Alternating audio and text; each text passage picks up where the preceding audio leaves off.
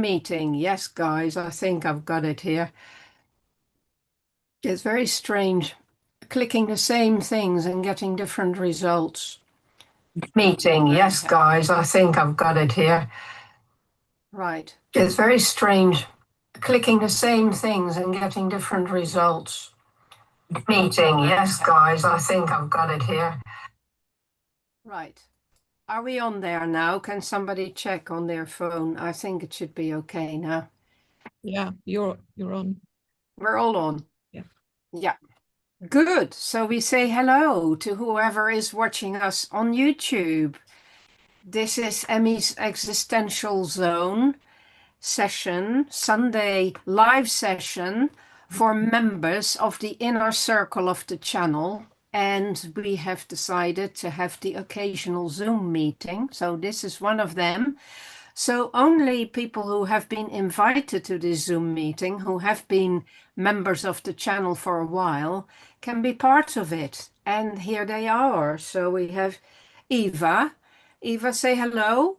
Tell us where you are.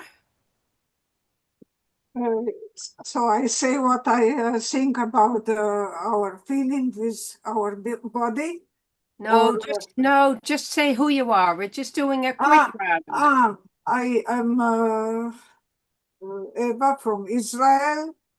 I am 82 years old, and I am happy to be with you.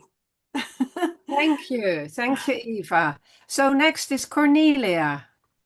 I say hi from Austria, from Lower Austria. Yes, and I'm also very happy to see each other again. Lovely to see you there, Cornelia. Next is Deborah. Hi, I'm Deborah from Essex, sunny Essex today, and lovely to be in the presence of everyone today. Very good. Next is Sarah. Hello, I'm Sarah. I'm in California in the United States, and I'm just thrilled to be here.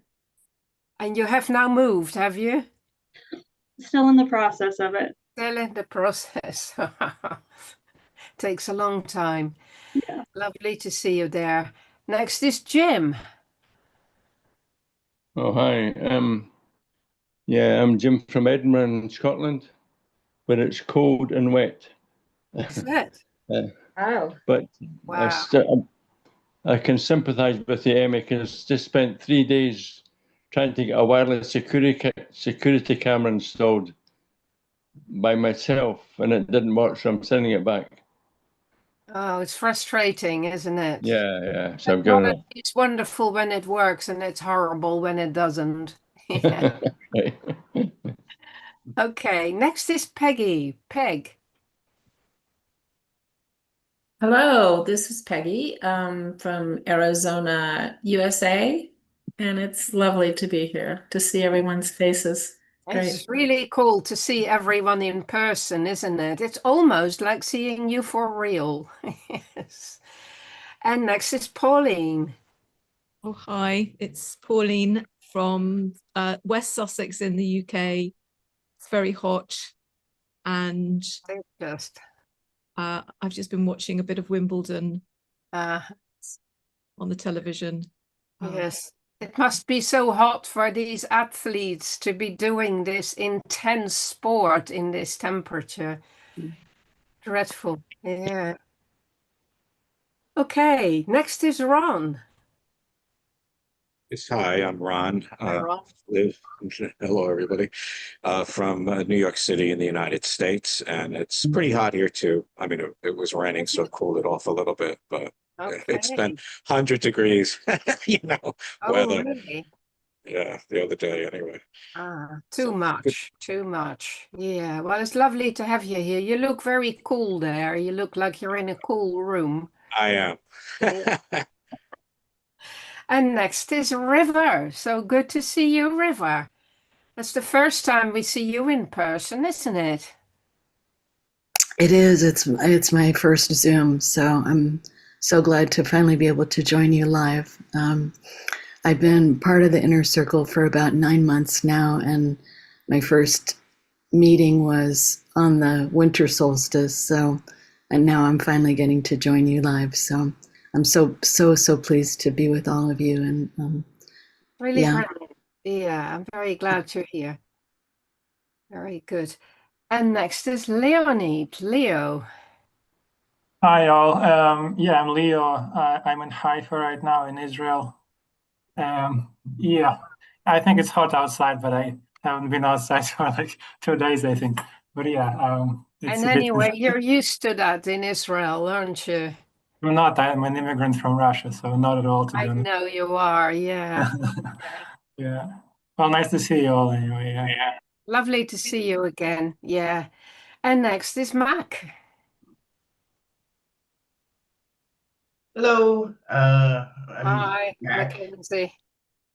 I am in Pennsylvania, USA. I'm a counselor. I think this is our first Zoom after the World Congress. So It is, yes. The yeah, World we're able to. Congress where Sarah and Mac and I met actually in the flesh. So seeing the two of you is quite familiar to me now. It's like I know what you look like as real people. That's really, really nice. Yeah.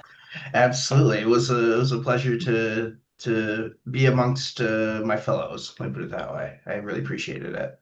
Yeah, yeah, it does feel like that, doesn't it? Oh, Jim has disappeared. I hope it's not the technology letting us down, Jim. No, you're coming back. Yeah, sideways. Yeah, there we are.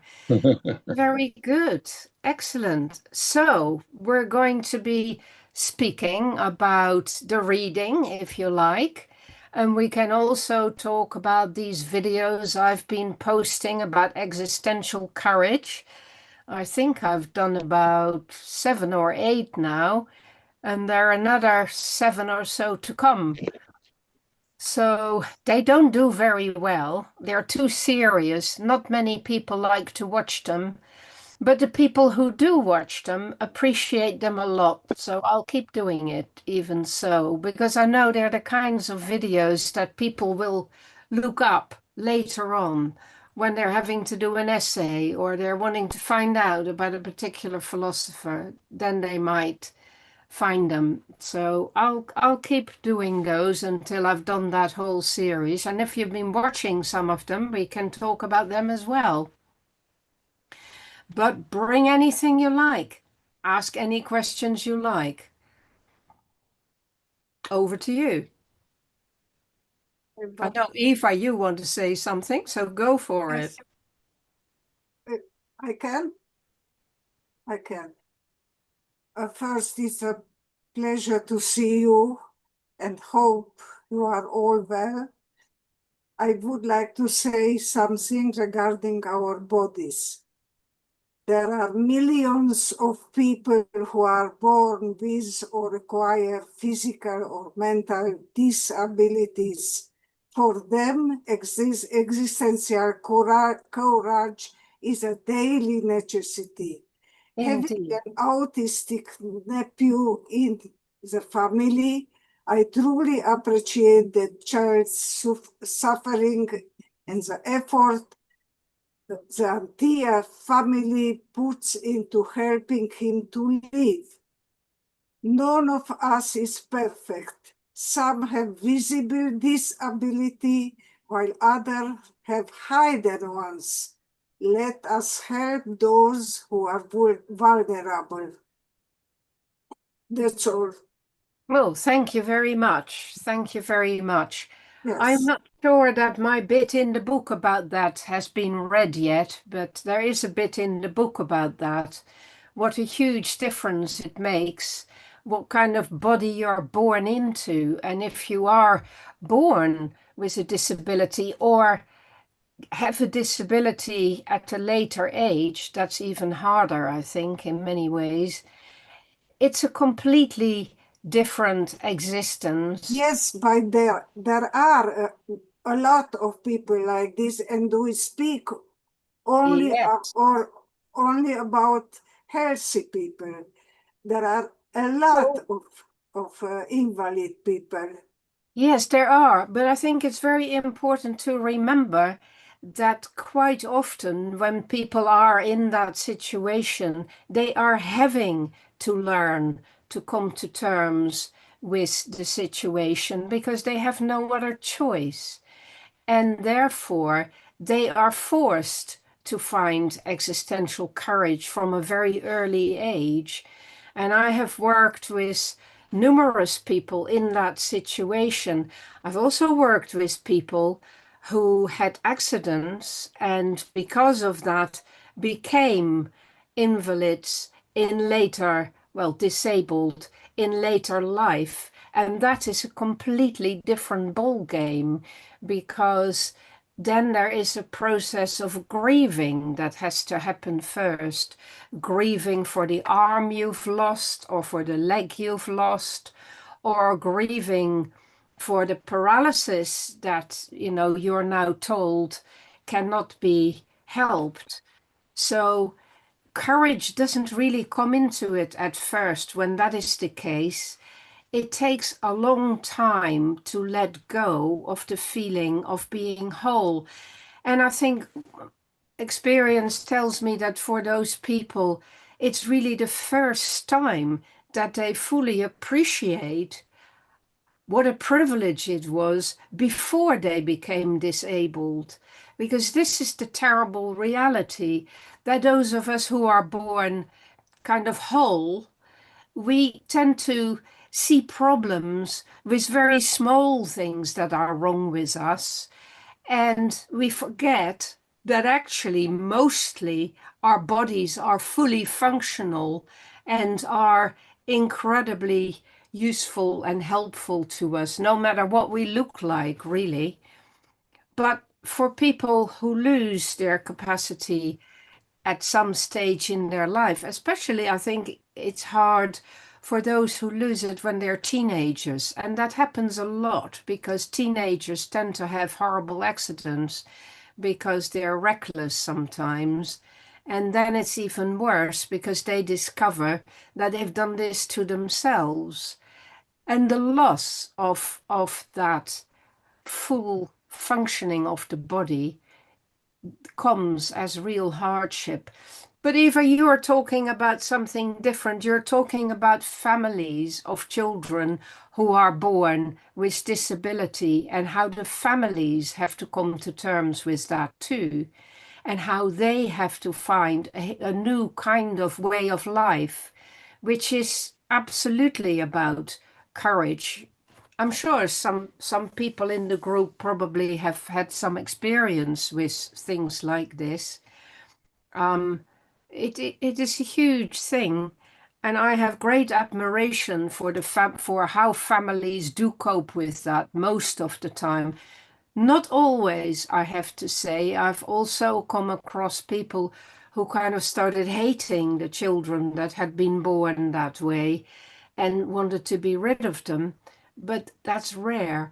Mostly people love them really a lot and get very, very close with them and completely adapt to that way of life. And it means the whole family adapting to it. So quite often it has a knock-on effect on siblings who have to learn to be helpful and to contribute to the support of this disabled sibling.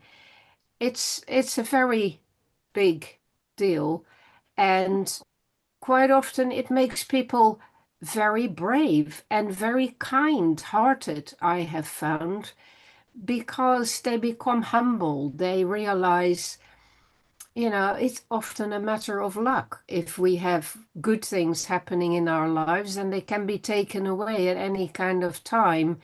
And then we have to find the fortitude to make things work anyway. And that is not easy. So anyone who has examples they want to bring. Eva, were you thinking about a particular Peg, go ahead.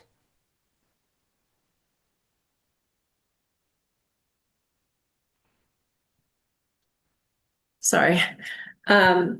Well, so my sister my older sister, she's older by 5 years.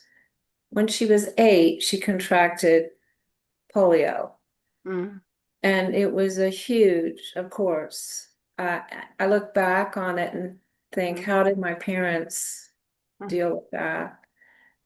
But and I was like, I was only maybe 5, but they made sure that emotionally the two of us were taken care of. And it must have taken incredible courage because And she was hard work, sheer hard work. So yeah. you must have been put in isolation at some point, or your sister was put in a hospital. Yes, In a, she was put in, she went to the hospital, they right. had surgeries and but her whole life ended up being a courageous act because she had to, and people would call her courageous and she'd say, no, no, she just didn't recognize it in herself. But for her, it was everyday stuff. It was the But only she way lived, to be. yeah, she lived a full life. She was a professional in the medical field. She was deeply involved in the arts, and she was just a beautiful person. And Mm. anyway, I just think about how hard it was for everybody. And I was just a little kid, but they made sure that I also felt taken care of. Mm. But Anyway, you also learned a lot watching your sister having to deal with that, yeah. and your family having to deal with that. Yeah. I'm sure that changed you enormously, didn't it? I'm sure it did. Yeah, I mean, I was so young, but Yeah, but that carried on throughout your life. I mean, she of obviously course. had Yeah, some she was issues. always an example to me. Yeah, yeah. Just courage. But did she have mobility issues with her legs or? She wore a brace, a Yeah, lifelong brace. yeah. But mostly she was fairly, physically functional. She couldn't Okay, because of good. the brace, but um Good. anyway. And then when you get older, the polio returns. It Yeah. starts affecting the good side of your body, the side that's been compensating. So that was her ending. But anyway, Mm. That's that's for very my hard, sister. isn't it? That must have Yes. been very hard for you too. Yeah, it was. That's some time ago, Peggy, is it? She Uh, some time ago. when she died, she died in 2012. So Right. So, yeah. yeah. But that's still a painful part of your life, obviously. You still feel very moved by watching her pain and then watching her pain again when it returned and she had an early death. Yeah, it was hard. It was really hard. Yeah. Anyway. It's a life of suffering in many ways, but as you point out, it does seem to have an amazing effect on a lot of people. I've worked with numerous people who had polio, and I had a boy in my class as a child who had polio, and I know that it makes for very strong people and morally very challenging people often. They don't take things for granted. They kind of well, they know life is tough, basically, in a way not everybody does. Certainly not at an early age. But there's no way around it. That is hardship. And my parents helped her. Her name is Nancy. My parents helped her be strong because there was an instance where she fell during a gathering out in our backyard with the neighbors, and somebody rushed to help her up, and my mother said, no, she needs to learn. Please don't help her. She needs to learn to be able to get up on her, to be reliant on herself more than other people. Yeah. That was, I mean, that was such a gift Yeah. to Well, her. that's tough love, though, isn't Yeah, it? tough love. The fact that your mother could do that instead of rushing in and you know trying to do things for her all the time, that in itself takes a lot of thought and a lot of decision to be brave and to help your child to build that extra strength and to not expect to be rescued. That's really hard. Yeah. How did that affect you? Did that make you more resilient and more? Did they do the same for you in a way? Well, I'm sure it did. I mean, like I said, I went on to want to dance. And I'm sure part of that was Yeah. knowing I could, you know, and my sister couldn't, you know, kind of thing. Like, I'm sure that was a big part of why I wanted to dance. And and they had that for me. They gave that to me. My parents let me take, and I'm sure they were financially strapped. You know, that we were just middle class. And they let me have dance lessons. So I don't know. And that's been important in your life, hasn't it? Yeah, of course. Mm. Thank So you for letting me talk about that. that's interesting. Well, it's a beautiful but also a very sad story. But I hadn't appreciated the connection between you choosing to be a dancer and your sister's polio. And I wondered if you ever spoke with her about that, because that must have been sort of quite obvious to her that you were exercising that freedom of movement that she was deprived of. Did that actually help her in some Well, way? I think so. I mean, she was my biggest fan. She came to every single performance I ever did. And So she'd send she flowers. lived it I mean, through she was you. my biggest fan, you know. She Right. loved, so part of her probably was dancing as well. That is amazing. That is amazing. So you gave her an opportunity to kind of experience it by watching you and being part of your life. Absolutely. Mm. Yeah, that's wonderful to hear. Your parents must have been very good at keeping you girls together in that way for that to be possible. Yep. Mm. Was there anybody else who wanted to speak to that or who has a different issue they want to bring? Thank you for sharing that with us, Peg. Thank you for letting me talk about it. Yes, Cornelia. I had a very strange experience in the last time.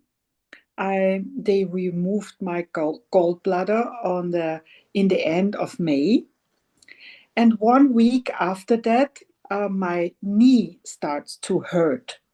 They were a little bit swollen, and they hurt when I touched them.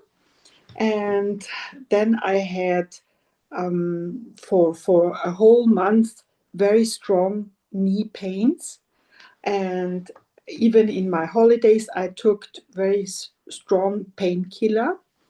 And on Friday I was at a shiatsu therapist, and she said that the knee pain is connected to the gallbladder surgery.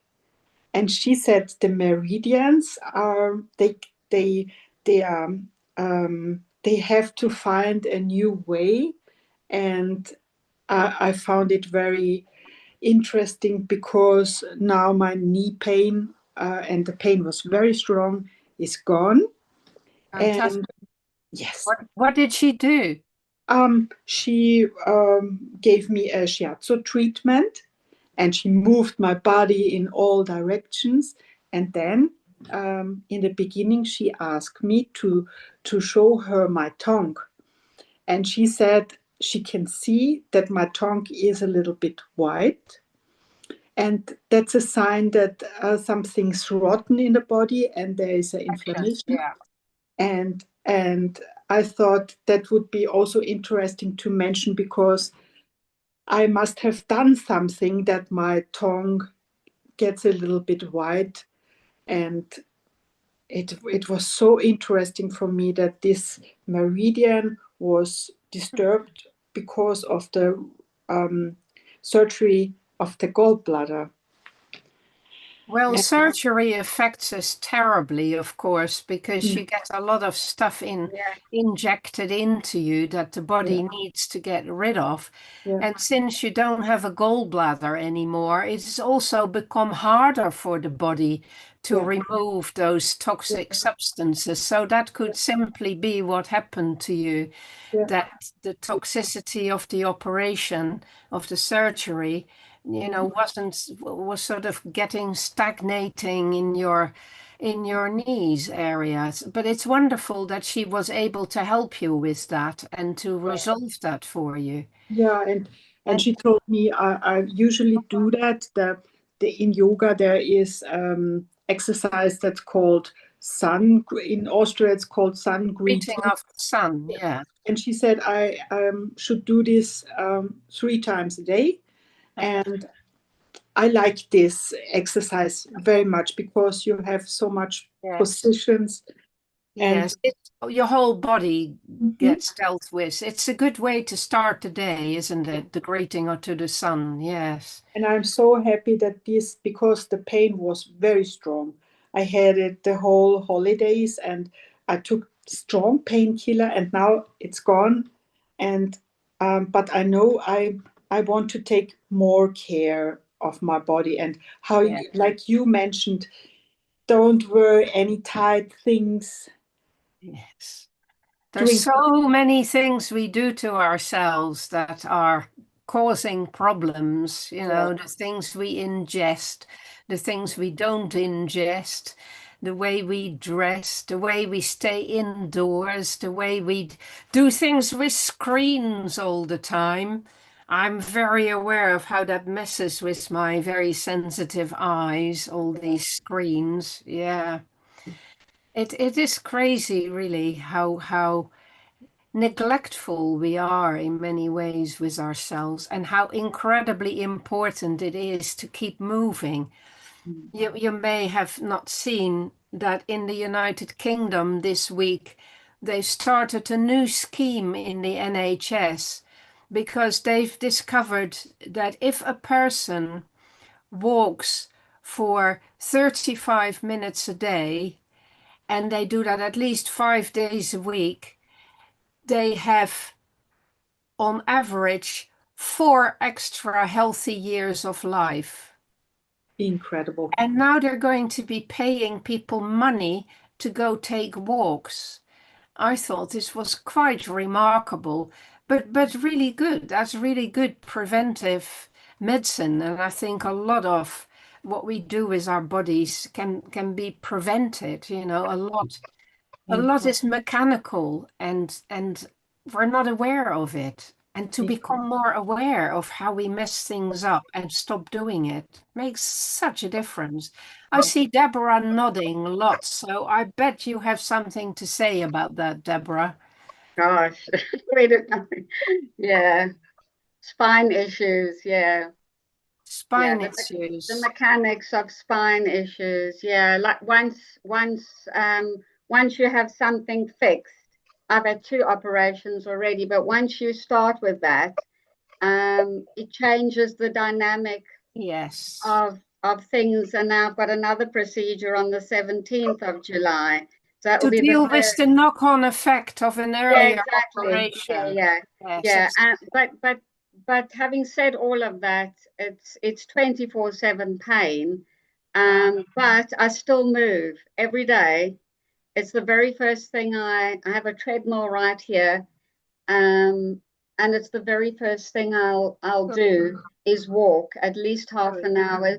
It's not always easy, but it's my way of dealing with it, and it really helps, you know. I'm so glad to hear that you make yourself do that.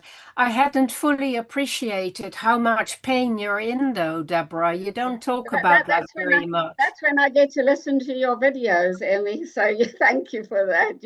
You keep me company on my little treadmill walk, but it's it really helps. But going back to keep moving, whether you're walking Bruno or your doggies, or whether you can't get outside, it's best to try and do something like a treadmill or walk in your garden if you've got one.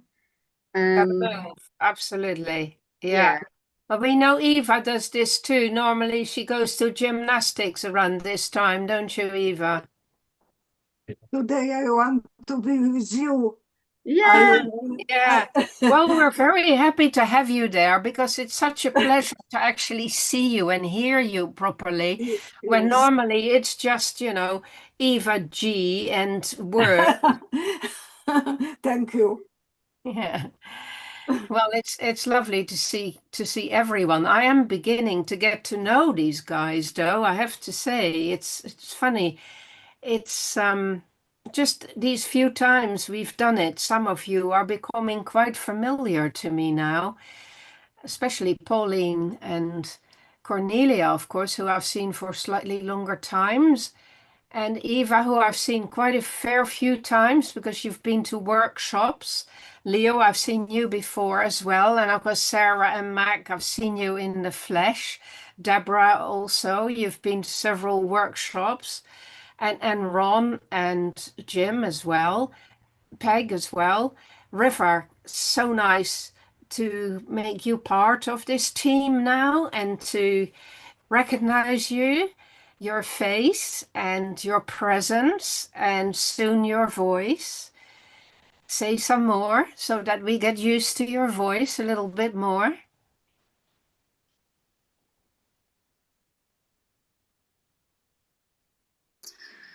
I'm definitely appreciating this conversation. I think I feel a little bit on the spot, so I'm not sure that this is my moment to really jump in. But I think it's an important conversation. And about daily movement, you mean? Well, I was connecting a lot with the earlier part of the conversation about just because I've lived with physical challenges my whole life, and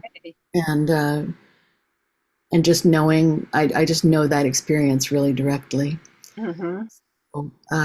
I'm very much appreciating these talks that you've been doing lately about the body and about the interoception and the proprioception and how we relate to ourselves and our bodies and our world and how connected it all is. To be perfectly honest, I'm running on empty right now because I haven't been sleeping for night after night after night. So I'm not at my best today, and not Is feeling that because of pain, River? Yeah. Really? Yeah. That's too bad. Well, what do you do for it? Do you listen to sort of self-hypnosis and things like that? Oh yeah, I do all kinds of stuff. Yeah. I thought you might, yeah. Because when you live with something for your whole life. Chronic pain. Yeah. A very complex health profile. Just. So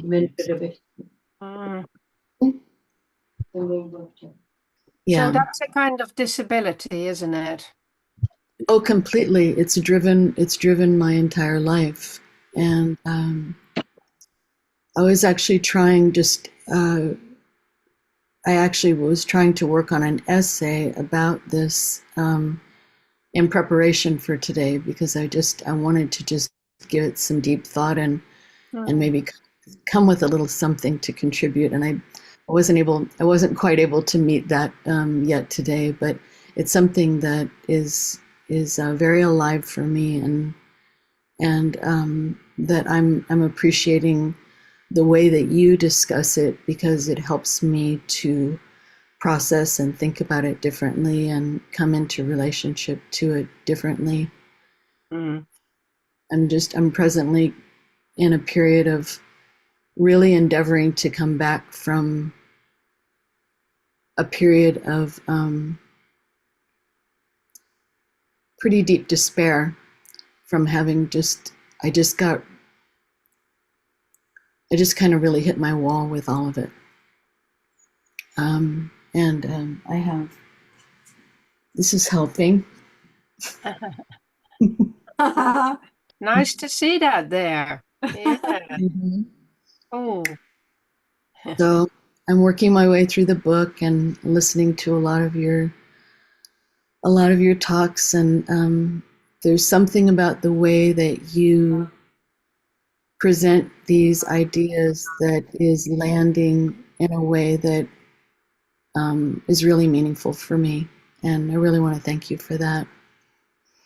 And I wish I could be more specific and more articulate today, but today's... You're being very specific and very articulate. You're making a huge contribution there. Let's have some feedback to you, River. What are people hearing? What do you want to say to River? Sarah, I see you're ready to do that.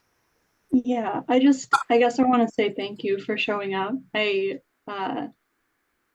As somebody who I think struggles to find my words, and I'm learning how to honor that, I guess, a little bit, like be where I'm at and be present. And I feel like I'm seeing that from you, like taking your time and taking your space. And I'm grateful for that. And I also have noticed in the way you show up in the inner circle, it seems like you've done preparation. Like I feel like your comments are so poignant and so synthesized.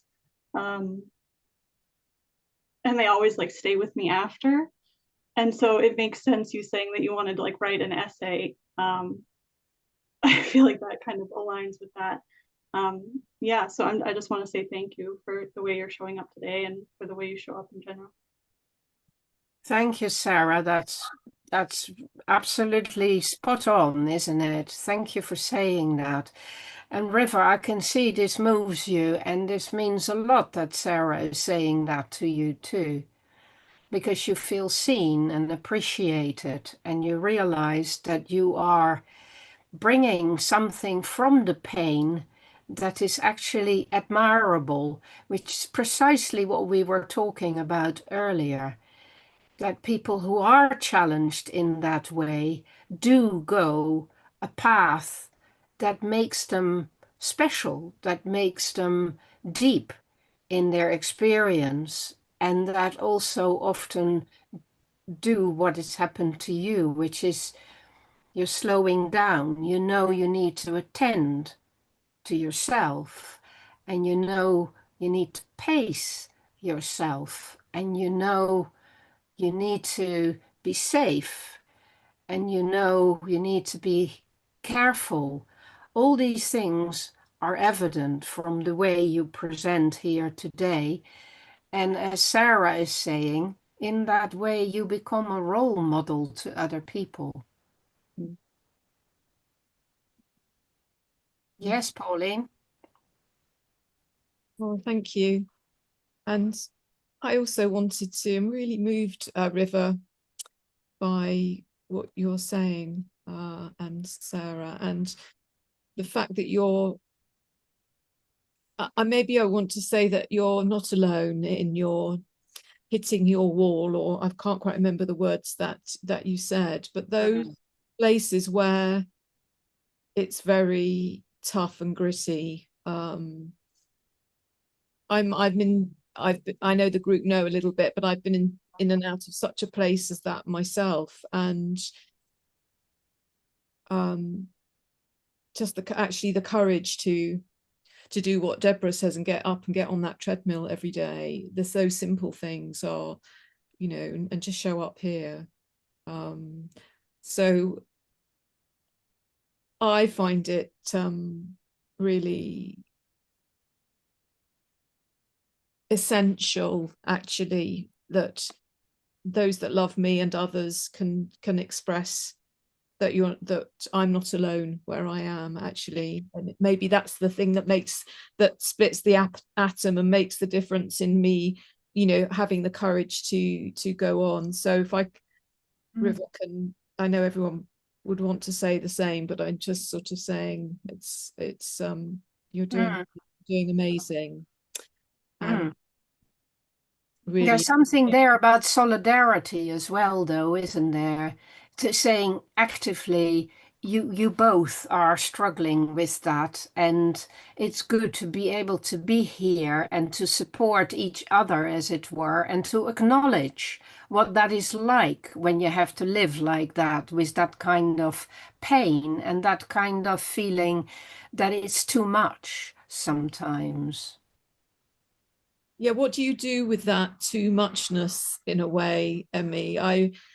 Because that's sometimes I'm angry, I'm envious of. I'm been gifted with really good health physically, but maybe not mentally as much always. But I feel just as hard and just as painful. But maybe not. It's not visible in the same way, actually. No. And yet but it has some similar qualities. And you were speaking about grief. I was thinking about the purpose of grief in courage. Yep. Its function, if you like. Yep. You can't do courage unless you have let go of the thing that you were holding on to. What you have lost has got to be gone so that you can swing back up the other side and start to build your courage. If you're constantly harking back to, oh yes, but look at me, it's not fair, or, there is that resentment about the loss instead of the letting go and the relinquishing of what it is you have lost, then you haven't got the energy for the courage. The courage gets sapped, it gets undermined, you get pulled back down into that abyss, really. But if you have done the grieving, and that can take a while, and that is something you might have to revisit at different times in different ways when it becomes obvious, the things you've lost are not always self-evident straight away. They come out over time. It's like that with all grief, isn't it? It comes in waves because it hits new buffers and it hits new losses all the time. So you need to be prepared to do that grieving whenever you feel it, rather than trying to just bite your tongue and try to be brave. That's really important. Can I add something? Yes, of course. I feel like it's been really moving for me to also associate grief with love. Grief being with something lost, like something that was loved. Yeah. And that those things are like inherently tied. And I feel like that kind of accepting that that's a shared experience, I feel like lends to courage as well.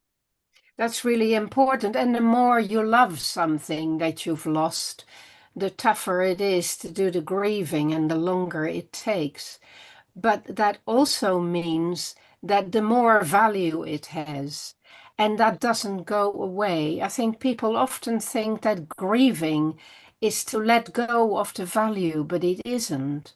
It is to let go of possessing the value, but the value you can collect, you can harvest, you can keep with you in a new way. And when you do that, so that love of what you've lost, say it's a person, say it's a grandparent who has died, and you grieve for that grandparent, and you begin to realize that you loved them for a particular thing or for being attentive in a particular way. And as you do the grieving and let go of their presence, you can claim your own capacity for becoming what they were. What they gave you is now something that becomes available to you to use in your own life towards other people. And that is where the courage begins, because you realize that you're aiming for something that's important, something that is of deep, deep value to you and for which you have mourned deeply. So now it becomes what carries you forward towards finding the courage to bring that out in your own life. And so all of these things, it's a circular thing, it's a cycle, and none of it is lost. What is good remains. What wasn't good is let go of. So the next time you go around, it's a much cleaner circle. But it never goes. The experiences remain. And if you are in pain on a daily basis, as River was describing, and Deborah is describing also, I mean, River and Deborah, I think, have a lot in common there. And Pauline, of course, as well. Then you are learning each day. It's not the same pain each day. Some days it's harder because of other things that are happening, and you may be not being fully available to be with the pain, because ultimately that's your only option, to learn to be with the pain, to be on the path of the pain. And that takes a long, long time in life to learn to do that. I talk a bit about that in the book, but that is not about chronic pain. I talked about giving birth and discovering that the pain of childbirth is like that too, that you have to kind of go with it and into it and follow it, as it were. It's a strange thing that I only discovered sort of halfway through my first labor. You have to kind of open up to it. And when you open up to the pain, your body opens up, and literally that makes you capable of giving birth instead of closing in fear against the pain. But that's about acute pain ultimately, and a pain that is connected to a very natural process, which is ultimately a very productive process. It's quite different to be in pain about something that you wish were not the case, as I was when I had my problem, for the last 2 years, which led to my operation in January with my ovaries. River, you want to speak? You've opened your microphone. Oh, I think we all know that resistance just makes everything so much worse. Yep. The more you resist, the harder it gets. And the more we can apprentice ourselves to exactly what is in a humble way. Letting it be. Mm-hmm. Most definitely. But that's easier said than done, isn't it? I think there's something to be said for being compassionate with the part of us that wants to resist. I mean, in a way, why wouldn't that be your first response to pain? And maybe a second and third response, well, if I'm being honest. Yeah, I think that's very honest, Pauline, and I think you're right. Why shouldn't you be pissed off about the pain? And why shouldn't you resent the fact that it's hitting you again and again and again? And why shouldn't you, in some ways, use the strength of that rebellion as well to do something with that too? Because that gives you power too, doesn't it? Instead of becoming completely victimized by the pain, then it does give you some power, some active pushback. I realize it's quite late, but the video session is set to go to 5, so it's okay to go for another 4 minutes there. But it might have gone off on YouTube, I'm not sure. But it doesn't matter. May I say, all of those things are true, and we do many different things in many different ways, and we explore what works at what time, and that varies too. may I say just, Emmy? Yes, Cornelia, go. May I say just, it's very important because when I had strong pains in my hip, and then afterwards the surgery, I learned Avi Green. Also, his name is Avi Grinberg. And Avi Grinberg. Yes, and we have in Austria a very good therapist, and I think he is a very important person in dealing with pain. Thank you for the recommendation. Yeah. I'm sure people are writing it down. Yeah. Avi Grinberg. Yes. Worth looking into. Hopefully he's published in English or he's on YouTube or something. He is from Israel, and I think he speaks English and French also. But I think he's very, very good. Thank you. Well, thank you for that recommendation. Now, I'm very aware that Ron and Jim haven't said much at all, nor has Leo, if he's still here. Mac is gone. So do you want to say something, guys? Well, I've spoken twice, Emmy, so you did, yes. That's 100% more than I did the last time. Yes, good. So congratulations on that. Shall we leave it to that then? Yeah, thank you. Okay. Yeah, I guess we're running out of time, so I don't. But yeah, no, I was just thinking about a lot of things. I mean, one, being pretty fortunate that I'm not really struggling with major pain, other than a lot of the getting older ailments that pop up.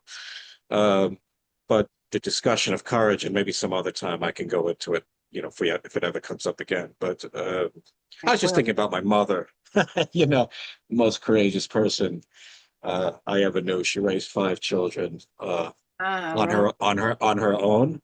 Oh wow! And yeah, and how she dealt with loss, losing my brother at a pretty young age, and also her own terminal illness. And that's become kind of like a model for me. I don't know if I'd be able to do what she did in terms of dealing with those issues. But yeah, so that was on my mind. You watched your mother all your life, and you obviously watched her with an open heart and with admiration and with appreciation. So you have already done some of that work, and that is already part of you. And if, heaven forbid, it hits you, she will be inside you, and she will be lending you that strength. Trust me. She's part of you, all right. The way you just said that about your mum and her 5 children and the death of your brother and her terminal illness with such feeling that lives inside of you. True. Thank you. And it's only when we are called to prove ourselves that we know where to find that. It's a weird thing. And we find it, when we need it. And sometimes that isn't necessary for a very long time. But sooner or later it will be. Nobody is spared. We all go through suffering sooner or later. And we all need to learn to think about how we do that and how to be better with it. And to have role models is a huge blessing. As Peggy was saying about, watching her sister, and we know that has changed Peggy in so many ways. So now we really do have to stop. It's 5 o'clock. I've enjoyed this so much. I could have gone on easily for another hour there, but we'll do it again soon. Leo, do you want to say a last word? Yeah, well, I didn't have much to contribute, but I really did get a lot out of this talk, and I really enjoyed it. And I really wish we can do this like more often. And yeah, it's been very useful for me. And thank you very much. We will do it more often. I think it's much more intimate and much more direct, and it's good. We're quite close enough to each other to do that. And I thank you all very much for being willing to do it, because obviously there are other people watching. And so you are, taking a risk, and you are sharing yourself with other people. So thank you for being willing to do that. And I hope you enjoy watching it again. Yes, Eva. Thank you for all that you made for us. It's a great pleasure, Eva. You make us more stronger and with energy, and to want to live. Absolutely. With courage. And to be with each other, to find the courage in this fellowship as well. Yeah, very important to be very each important. other. Totally. Thank you, Emmy. on that 100%. Okay, Deborah, you want to say your usual goodbye words? Yeah, I just want to say thank you for the fellowship today. And I also want to echo what Eva said in one of her comments about Emmy being a mentor, which you are. I think you're a mentor to thousands of people. We're very lucky to have you for an hour every Sunday, or just less than an hour. But I also think each member in the group is so important. Everybody seems to bring their bits, and I just love hearing everybody's stories and listening to every single person. And all I can do is wish you all so much peace and love. Bye. Thank you, Deborah. Thank you for that. I wish everybody peace and love this week, and we'll meet again in the usual way, but we'll find a date for the next Zoom meeting, because it's just such good value, isn't it? Lovely to see you all. Thanks, everyone. Bye, everybody. Thank you, Emmy. Thank you, everyone. Be easy on yourselves, especially when in pain, will you? Take good care. Much love.